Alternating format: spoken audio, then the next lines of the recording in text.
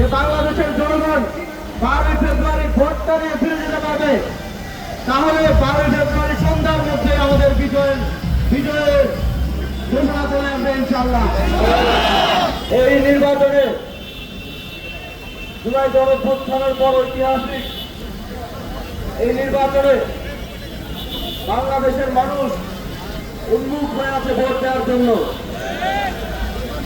বাংলাদেশের মানুষ তাদের গত 17 বছরের অভিজ্ঞতা এবং গত 17 মাসের অভিজ্ঞতা,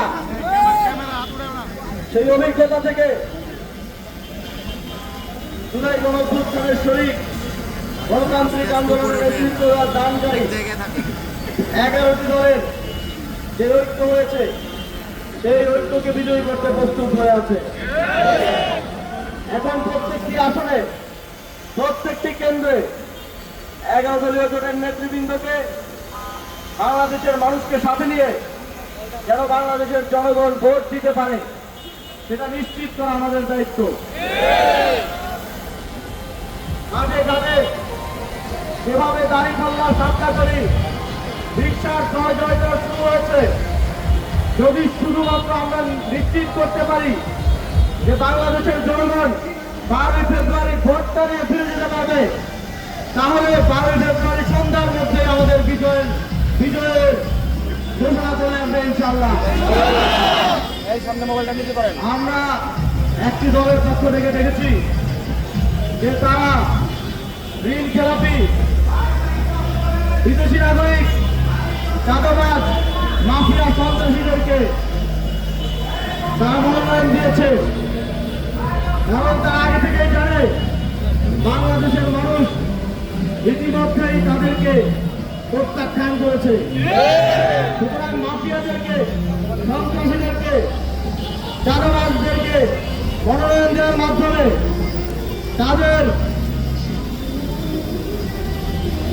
তাদের অসৎ শক্তিকে ব্যবহারের মাধ্যমে ভোট চুরি করে, কেন্দ্র দখল করে নির্বাচনের জয়ের পায়তারা তারা করছে। এবং তার অংশ হিসেবে আমরা দেখেছি নির্বাচন কমিশন প্রতিদিন নতুন নতুন সারপ্রাইজ দিচ্ছে। গতকালকে সারপ্রাইজ দিল 400 গজের মধ্যে মোবাইল নেওয়া যাবে না, যাতে কেন্দ্র দখল করে ভোট কাটা যায়। আজকে আমাদের ঐক্যবদ্ধ চাপের মুখে তারা সেই সিদ্ধান্ত থেকে সরে এসেছে। আমরা দেখেছি আমাদের তরুণেরা যারা জীবন দিয়ে জুলাই গণঅভ্যুত্থান সফল করেছে, তাদের প্রশিক্ষণ প্রাপ্ত একটি অংশ বিএনসিসি, তাদেরকে সব নির্বাচনে আমরা দেখেছি কেন্দ্রে থাকতে, এবার তাদেরকে কেন্দ্রে থাকতে দিবে না। আজকে আমরা একটু আগে নির্বাচন কমিশনে বলে এসেছি, অবশ্যই আমার বিএনসিসির ভাইদেরকে কেন্দ্রে দায়িত্ব পালন করতে দিতে হবে। দেশপ্রেমিক শক্তিকে কেন্দ্রে উপস্থিত থাকতে দিতে হবে, যাতে তারা ভোট চোর, কোনো মাফিয়া, কোনো চাঁদাবাজ কেন্দ্র দখল করতে না পারে। নির্বাচন কমিশন বলেছে তারা এটা বিবেচনা করবে। আমরা তাদের কাছে দাবি জানাচ্ছি, জনগণের পক্ষ থেকে দাবি জানাচ্ছি, অবশ্যই বিএনসিসির ভাইদেরকে দায়িত্ব পালন করতে দিতে হবে।